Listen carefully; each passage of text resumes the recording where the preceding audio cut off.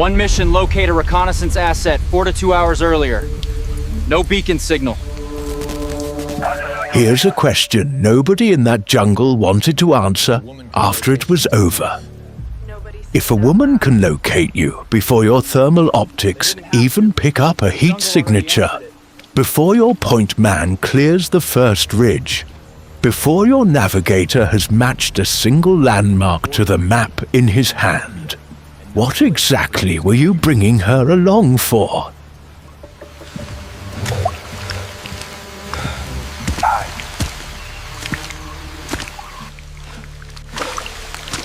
Men with years of fieldwork, have them calm before they went in. That question hung over every debrief.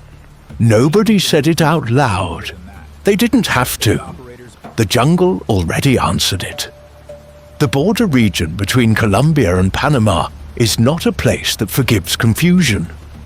The canopy closes overhead and steals the sky. Sound bends, distance lies. Men with years of fieldwork have come out of those trees missing hours, missing direction, missing the specific certainty that kept them calm before they went in. The team had been moving for 4 hours when the trouble started, which meant by the time they knew something was wrong, it had been wrong for much longer than that. 8 operators, 1 mission.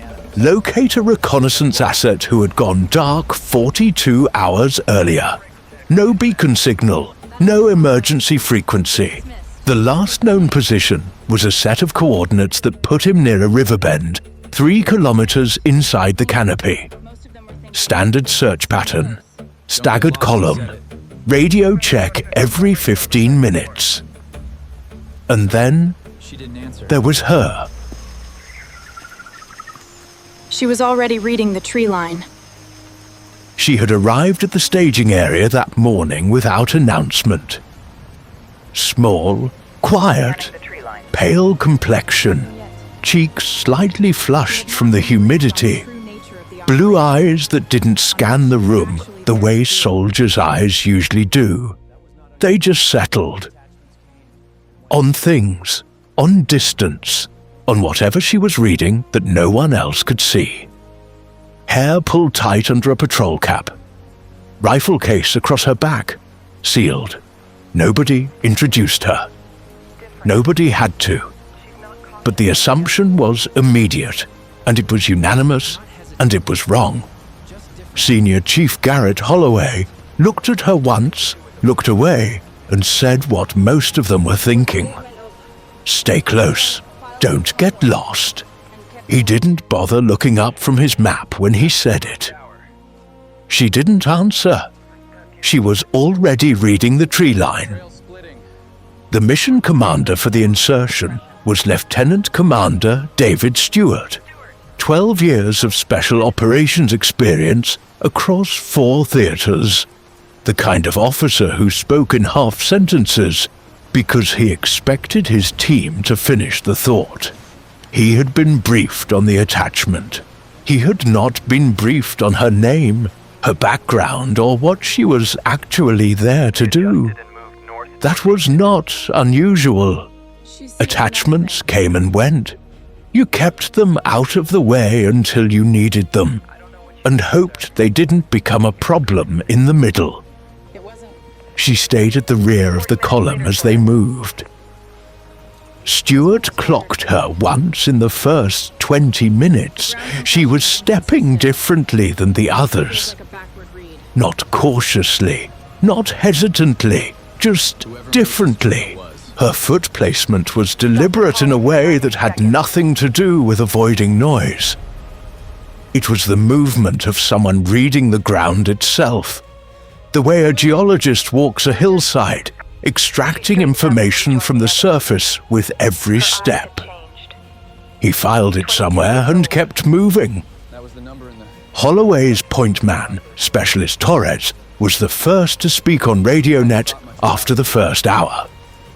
Trails splitting. Northeast angle has more recent compression. Could be animal, could be something else. Stewart, hold, send it back. The rifle in her case was... It's done. Anything on the approved unit list. Torres sent the GPS marker. Stewart studied it. The northeast angle followed a subtle ridgeline. It made geographic sense for someone moving fast and alone to use it as reference. They adjusted and moved north-northeast. She said nothing, but Stewart noticed she had already turned that direction before he gave the order. He told himself it was coincidence. It wasn't. 40 minutes later, Torres flagged a second split. This one was harder to read. The ground compression was inconsistent. Light in places where a moving person would have put weight, heavier in places that didn't track with forward momentum. "Something's off," Torres said on net. "Feels like a backward read." Holloway. Meaning? Meaning whoever made this trail was thinking about how it looked from behind, not where they were going. Are you tracking something, Hans? It's not moving away. That pattern isn't moving away from us. I want you to sit with sentence that should have stopped everything. That stopped the column for 90 seconds. She was crouched 12 meters off the trail, studying a section of fern growth near the base of a ceiba tree. Not touching anything, just watching it. She said it quietly, like a fact. Something's wrong. Maybe it's nothing. We're exposed. We need to fall back. "Hey!" One of the operators near her. "We're moving!" She straightened up and rejoined the column without speaking. But her eyes had changed. 22 years old. That was the number in the file that Stewart had half read before the insertion. He hadn't thought much about it. Young operators existed. They came up fast in certain tracks if the numbers were there. The rifle in her case was not standard issue. The dimensions were wrong for anything on the approved unit list. He had noticed that too, and set it aside. By the second hour of movement, the trail had produced 3 anomalies. Keep your eyes on that ridgeline. Moving up now. Affirmative. Contact left.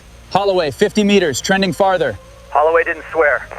That the team's lead navigator couldn't reconcile.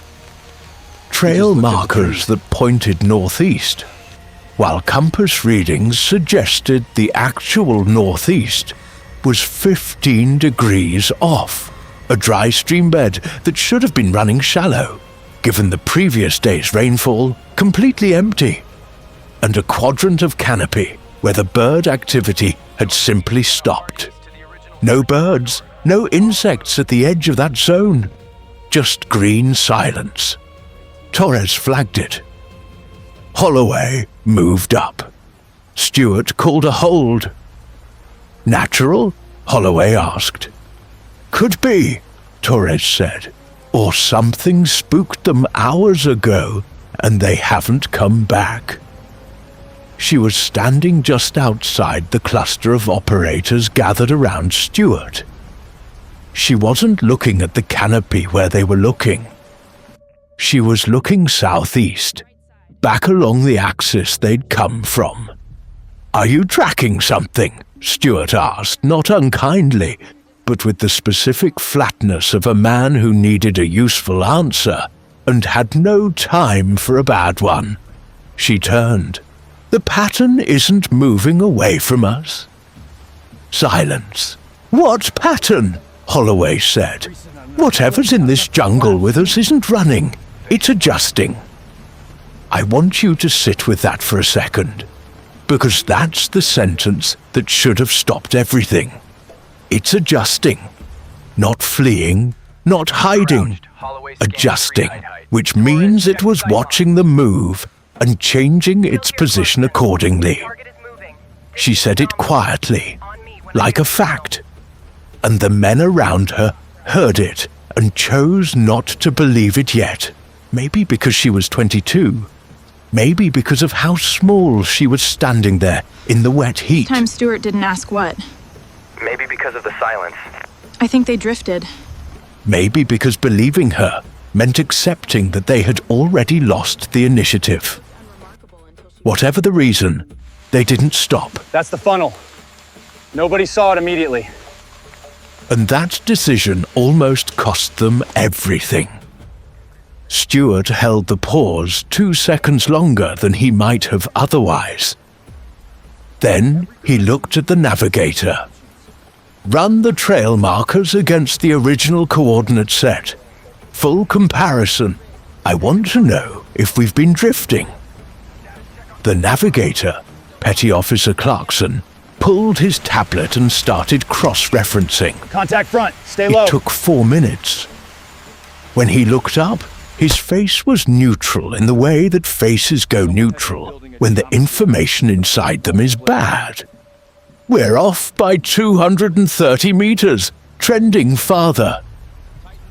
Holloway didn't swear. He just looked at the trees. She had already stepped back from the group, studying the ridgeline to the east with an expression that wasn't concern.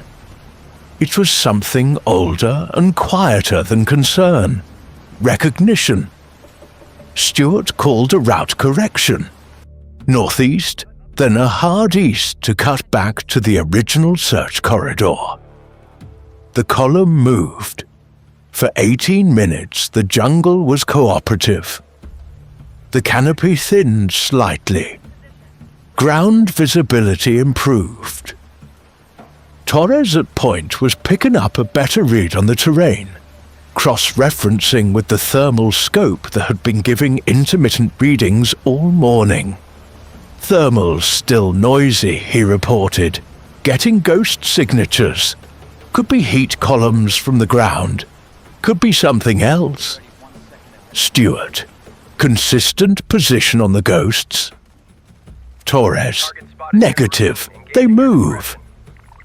A ghost signature on a thermal scope that moves is not a ground heat column. Holloway knew this. He said nothing, because naming it on net would shift the team's psychology in a direction that wasn't useful until they had more information. She had drifted 3 steps to the right of the column's axis, not dramatically. Not enough for anyone to call her out on it. But Stuart clocked it and watched. She was reading the slope of the ground to the east, her head tilted slightly, not at the trees, but at the specific geometry of the ridgeline, the way the elevation crested and the way the shadow fell at this particular angle of morning light. She stopped walking. The operator directly in front of her took 2 more steps before realizing she wasn't moving and stopped as well. "Keep up," he said without turning. She didn't respond. Her eyes were on a specific section of the ridgeline, roughly 400 meters northeast, where a fold in the terrain created a natural shelf. A platform, the kind of position that gave a person elevation, cover, and a clean sightline down the axis of a moving column. She had been routing the jungle for 2 hours, and the jungle had just shown her something. She turned to the operator beside her, a quiet staff sergeant named Bauer, who had said almost nothing since insertion. That shelf. 400 northeast. Has anyone glassed it? Bauer looked. He raised his binos. 15 seconds of silence. Negative on visual. Glass it again, lower, where the shadow changes. Another 10 seconds. I've got a disturbance. Could be wind on the vegetation. Wind's been west-southwest since we landed. Bauer lowered the binos slowly. Looked at her. Looked back at the shelf. "Sergeant," she said, quiet enough that it didn't carry. Copy. Scanning. Moving up. Alive, dehydrated, bound at the wrists. Copy that. Cutting them loose now. That position has a clear line down our axis of movement. If I was hunting this column, that's where I'd sit. Bauer keyed his radio. Stewart, potential OP, 400 northeast, natural shelf below the main ridge crest, requesting a hold. Stewart called the hold. The column went static. She was already moving, not toward the shelf but laterally east, dropping below the sight line of the ridgeline and using the terrain fold to mask her movement. She moved without sound, without announcement. And then she was gone. The team held position for 9 minutes. 9 minutes in a jungle where something is adjusting to your movement is a long time. Torres kept his eyes on the thermal scope. The ghost signatures had stopped, which in some contexts meant the threat had withdrawn, and in other contexts meant it had found a static position and gone cold. "Lost the ghosts," Torres reported. This way. Nobody said what that might mean. I got it. At the 7-minute mark, Stewart tried to raise her on the secondary frequency assigned to attachments. Silence. At the 9-minute mark, Holloway's radio broke squelch with static. And then her voice came through, low and absolutely controlled. "Stop! You're being closed." That was it. 5 words. Then the shot. Single. Suppressed. Coming from the northeast. From somewhere above the shelf line. Not from it. Elevation above the estimated OP. A position that required movement she had accomplished in 9 minutes through terrain that should have taken 25. The thermal scope lit up.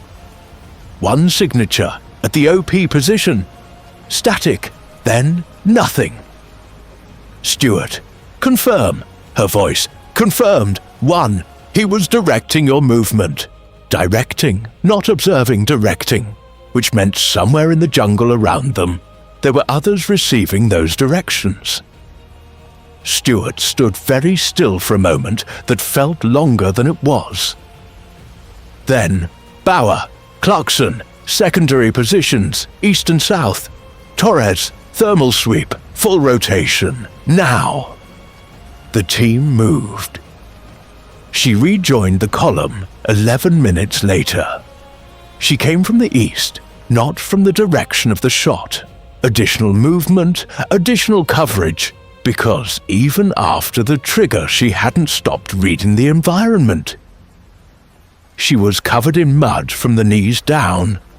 Her patrol cap was gone. Her hair was damp and pressed flat against her neck. Her rifle case was closed and resecured across her back. Stewart looked at her. He had questions, many questions, starting with what she'd seen in the first 20 minutes that she hadn't said, and ending with the shot itself, the geometry of it, the distance, the angle through a canopy that should have made it impossible. He filed every question and asked none of them. Not yet. Sitrep, he said. 1 observer, elevated. He was using a pattern of noise discipline and movement to redirect your column. Classic indirect shepherd. No direct engagement, just pressure on your flanking options until you were in a kill corridor. He'd been in position since approximately 0740. 0740. They had inserted at 0715.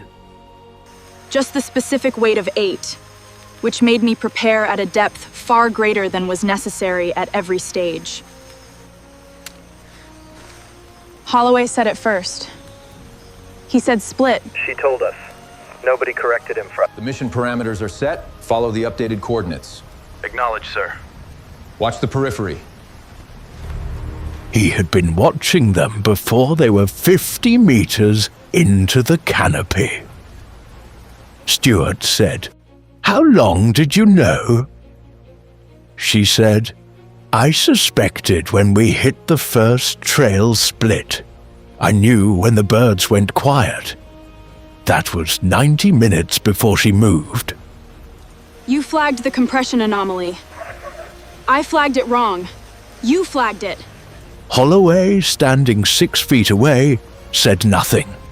He was staring at a fixed point in the canopy. Here's what I want you to understand about that answer. 90 minutes. She carried that red for 90 minutes. Stayed in her lane, said what she needed to say at the right moments. Not all of it.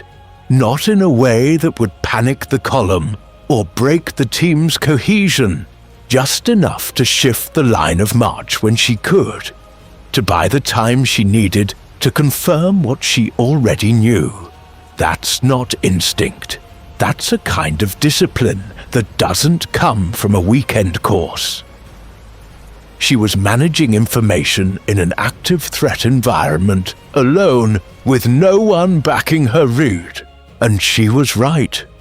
3 hours after extraction, when the regional intelligence debrief had been completed, and the site assessment team had mapped the observer's position, the numbers came back. The shot had traveled 1,730 meters. Through a canopy opening that the assessment team measured at approximately 60 centimeters at the widest point, accounting for branch sway at the time of the shot. The elevation differential between firing position and target was 63 meters, requiring immediate adjustment from a cold barrel in a humid environment that was actively affecting ballistic coefficient calculations. There was no spotter, no second confirmation, no range data fed from external source. The assessment team lead, a warrant officer with 20 years of precision rifle work, read the numbers twice. Then he said to no one in particular, "That's not a shot. That's an argument." The debrief happened in a forward operating compound 2 hours from the insertion point. Long tables, bad lighting. The regional J2 intelligence officer, Colonel Wanda Castillo, ran the session. She had reviewed the site assessment report before anyone sat down. She had also pulled the attachment's file.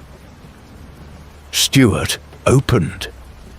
He gave a clean tactical narrative. No editorializing, no dramatic framing. Just sequence. What they saw, when they saw it, what happened.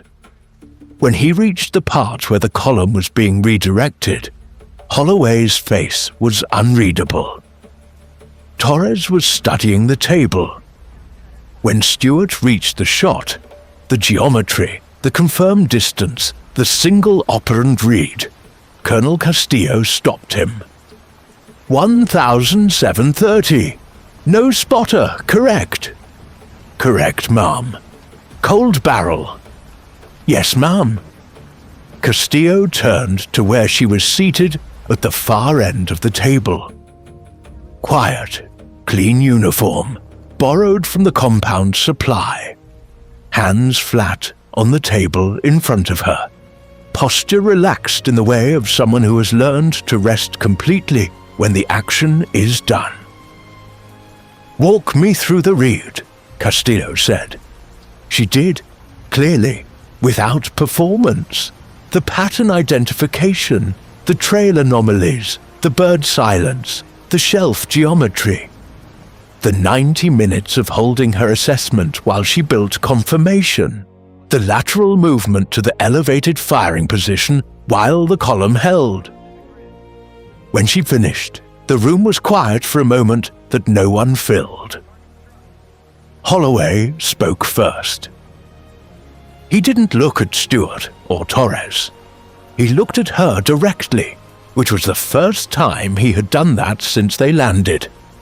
"How old are you?" 22, Senior Chief." He nodded once, slowly, the nod of a man revising a calculation that was embarrassingly wrong.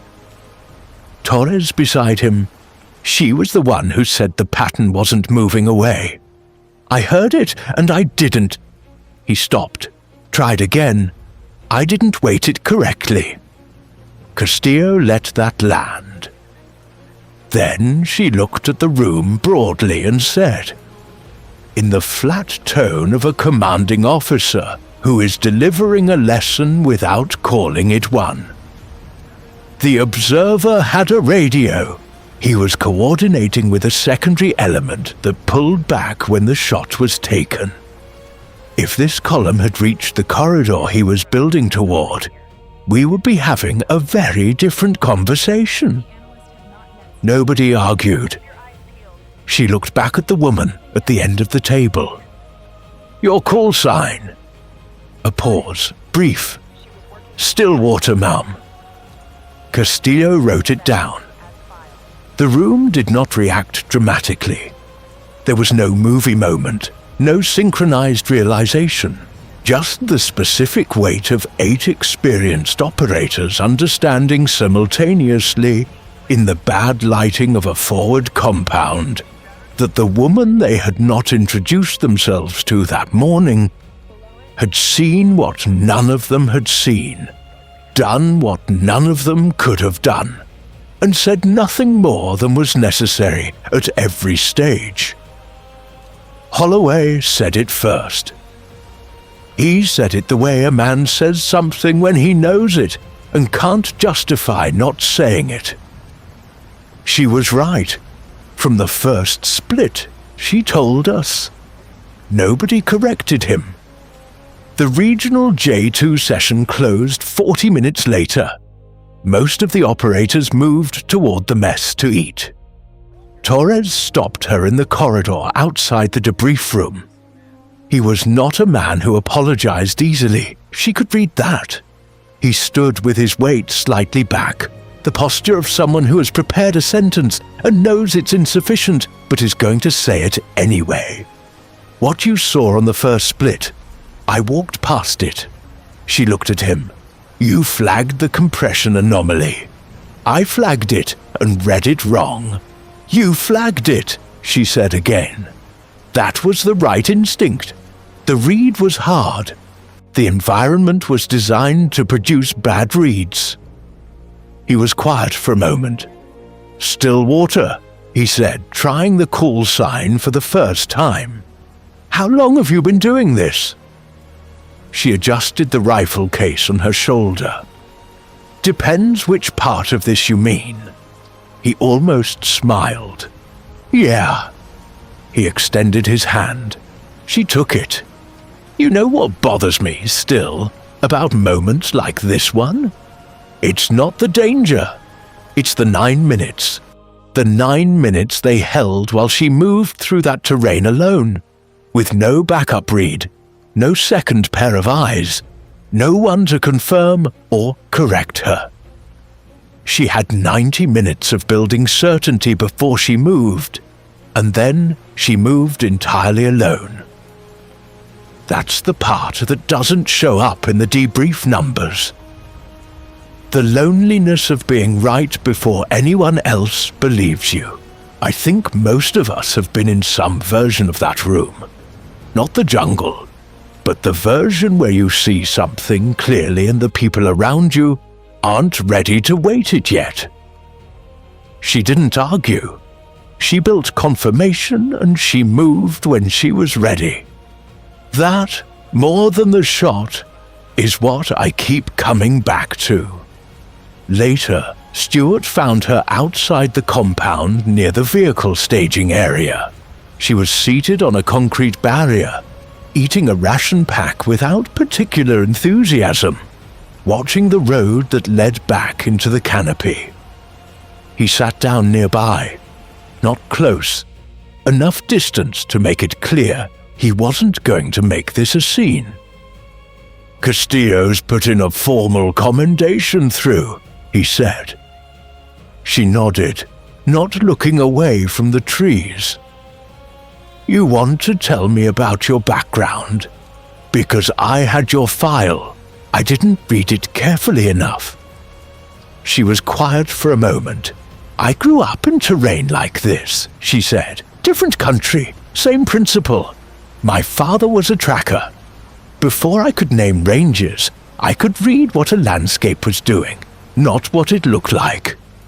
Stuart let that settle. The birds, he said. Always the birds, she said.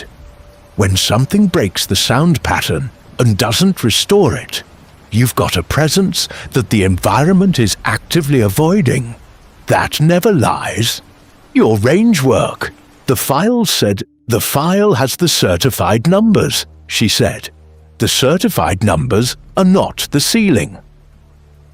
Stuart nodded. He was looking at the tree line now too. Next time I see your name on a manifest, he said, I'm going to read the whole file. She said, that would be a good start. He stood, looked at her once more, the way a person looks at something they've recalibrated their understanding of, and walked back toward the compound. She returned to the ration pack, and the jungle across the road was very green and very quiet and giving away nothing. The site assessment team finished its work the following morning. The observer's position mapped to a natural shelf 31 meters above the column's axis of movement, concealed by secondary growth that had been carefully maintained, not cut, but trained over time. Someone had prepared that position over weeks, possibly months. It wasn't improvised, it was architecture. From the confirmed firing position, the assessment team used a laser rangefinder to measure the corridor between branches where the shot had passed. 61 centimeters at the widest point. The original measurement had been conservative. At the time of the shot, accounting for thermal drift and branch movement in the ambient humidity, the effective margin was likely smaller. The warrant officer who had called it an argument the previous day stood at the firing position for several minutes without speaking. He had competed in precision rifle events at the national level. He had trained hundreds of shooters in his career. He finally said, at this distance, in this environment, with no external data, through that gap. He paused. She read it in the field, cold, moving. He did not finish the sentence. He didn't need to. The intelligence packet assembled from the observer's equipment, radio, cipher pad, secondary signaling device, confirmed what Colonel Castillo had said in the debrief. There had been a secondary element. 3 individuals positioned 2 kilometers south, waiting for the column to enter the corridor. They had pulled back within minutes of the shot. A regional analyst estimated that if the column had continued on the redirected heading for another 20 to 25 minutes, they would have entered the kill corridor with no elevation advantage, no lateral cover, and no awareness of the secondary element. The analyst wrote in her summary, the interception of the observation post prior to corridor entry was the decisive action of the operation. Without it, the mission outcome is likely catastrophic. The analyst had not met Stillwater. She would not meet her. She was working from the site data, the radio intercept, and the sequence of events as filed. She wrote the summary without knowing that the decisive action had come from a 22-year-old who had been told to stay close and not get lost. Somewhere in a forward compound near the Colombian border, there is a logbook that records the personnel present for an insertion on a specific date. The names are written in order of rank and time in service. Her name is last. Below it in the comments column, someone, no one has claimed ownership of it, wrote 2 words, eyes first. That's the whole story. That's what the jungle gave back. Not the shot, not the distance, not the geometry of a corridor that never became a kill zone. The decision to see. She saw something wrong before the environment showed a single confirmation. She built her case from bird silence and shadow geometry, and the specific logic of a trail that was designed to look like a trail. And when she was certain, not before, not dramatically, not in a way that demanded credit, she moved. 8 operators came out of that canopy, every one of them. They were hunting a missing man. They became the hunted without knowing it. And the smallest person in the formation was the one who saw it, said the sentence that should have stopped everything, and then went and fixed it alone when the moment came. In the jungle, she had said, whoever sees first decides who walks out. She had seen first, she had seen longest. And when the debrief was over, and the numbers were filed, and the assessment team was writing its report, she was outside eating a ration pack and watching the trees, like she was still reading them, because she never really stopped. If you've been underestimated, not in a jungle, not with a rifle, but in a room, in a meeting, in a team where your red on something kept getting set aside. Drop it in the comments and don't forget to leave a like. This helps us continue producing these incredible videos. One word. What did you see that no one else weighed yet?